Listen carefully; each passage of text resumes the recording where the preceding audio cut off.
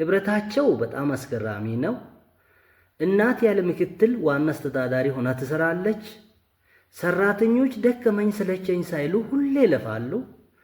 አባቶች ትውልድን ለማስቀጠል መስዋዕት ይሆናሉ።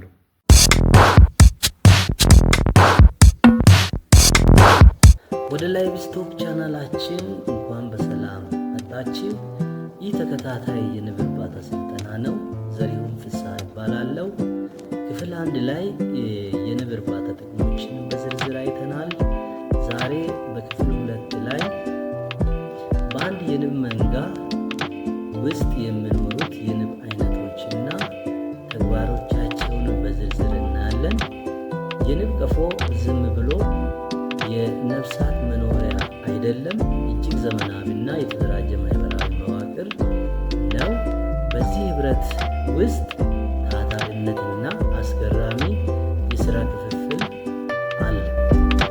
በመጀመሪያ ደረጃ ስለ ንግሥት ንብ እናነሳለን። በአንድ መንጋ ብዙውን ጊዜ አንድ ንግሥት ንብ ትገኛለች። ንግሥት ንብ በአንድ ቀን እስከ 2000 እንቁላል የመጣል አቅም አላት። በ45 ሰከንድ አንድ እንቁላል ማለት ነው። ሌላው ፈርሞን የተባለው ኬሚካል በማመንጨት ሰራተኛ ንቦች ተረጋግተው ስራቸውን እንዲሰሩ ትቆጣጠራቸዋለች። ስለዚህ ያለ ንግሥት ንብ ሰራተኛ ንቦች ተረጋግተው ስራቸውን ማከናወን አይችሉም ማለት ነው። በሁለተኛ ደረጃ ስለ ሰራተኛ ንቦች እናነሳለን።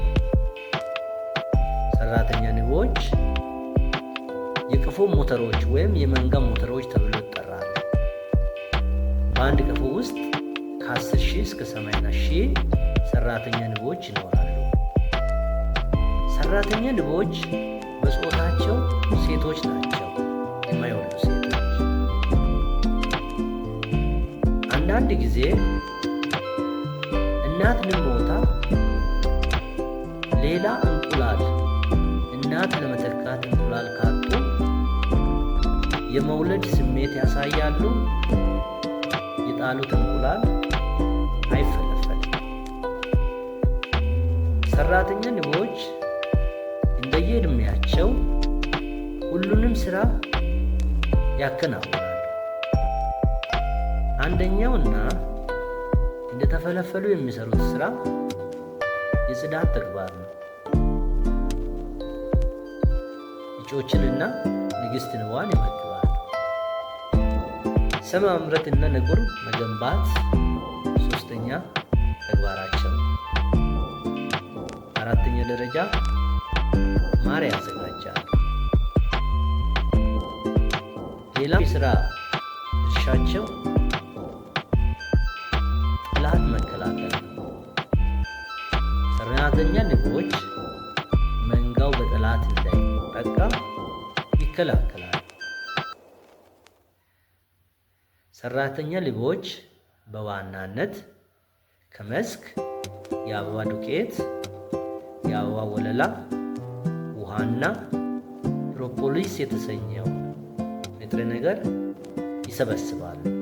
ሰራተኛ ንቦች ታታሪ በመሆናቸው ለጠላት ተጋላጭ ስለሆኑ እስከ 42 ቀን በሕይወት ይኖራሉ ማለት ነው። በሶስተኛ ደረጃ ስለ ድንጉላ ንቦች እናነሳለን። ድንጉላ ንቦች በጾታቸው ወንድ ናቸው። እነዚህ ንቦች ወሳኝ ሚና አላቸው።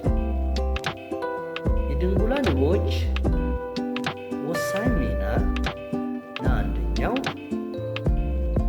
አዲስ ተፈልፍላ ከወጣችው ንግሥት ጋር በአየር ላይ መገናኘት ይሆናል። አዲስ ተፈልፍላ ከወጣችው ንግሥት ጋር በአየር ላይ መገናኘት ይሆናል። እድሉን አግኝተው ከንግሥት ንብ ጋር የተገናኙ ድንጉላ ንቦች ሕይወታቸውን ያጣሉ፣ ይሞታሉ ማለት ነው። ከንግሥት ንብ ጋር የመገናኘት እድል ያላገኙ ድንጉላ ንቦች የተወሰነ ጊዜ በሕይወት የሚቆዩ ቢሆኑም የድንጉላ ንቦች ቁጥር ከአበባ ጋር የሚገናኝ በመሆኑ ማለትም በቂ መኖ ሲኖር ለንቦች በቂ መኖ ሲኖር ቁጥራቸው ይጨምራል። ንቦች መኖ እያጡ ሲሄዱ ወይም የመኖ እጥረት ሲኖር ምግብ ለመቆጠብ ሰራተኛ ንቦች ድንጉላ ንቦችን ከቀፎው ውስጥ እየገፉ ስለሚያወጣቸው በቅዝቃዜና በራብ ሞቶ ያልቃሉ ማለት ነው። ሌላው የቀፎው ውስጥ ሙቀት መጠበቅ የሰራተኛ ንቦች ተግባር ቢሆንም ድንጉላ ንቦችም ለቀፎው ውስጥ ሙቀት መስተካከል አስተዋጽኦ አላቸው ማለት ነው።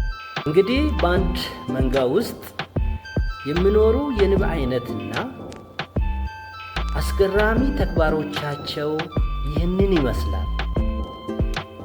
ንግሥቲቱ ትመራለች። ሰራተኞቹ ደከመኝ ሰለቸኝ ሳይሉ ይለፋሉ። ወንዶች ደግሞ ትውልድ እንዲቀጥል መስዋዕት ይሆናሉ። ቀጣይ ክፍል 3 የንብ አፈጣጠርና የእድገት ደረጃዎች እንዲሁም 3ቱን የንቦች አይነት እንዴት መለየት እንደምንችል በዝርዝር እናያለን።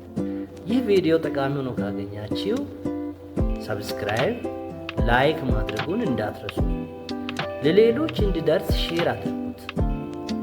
እኔም አንድ ጥያቄ አለ። ከነዚህ ከ3ቱ የንብ አይነቶች የእናንተን ትኩረት የሳበው የትኛው ነው? አስተያየታችሁን ኮሜንት ላይ ጻፉልኝ። በሚቀጥለው ቪዲዮ እስከምንገናኝ ድረስ በሰላም ቆዩ።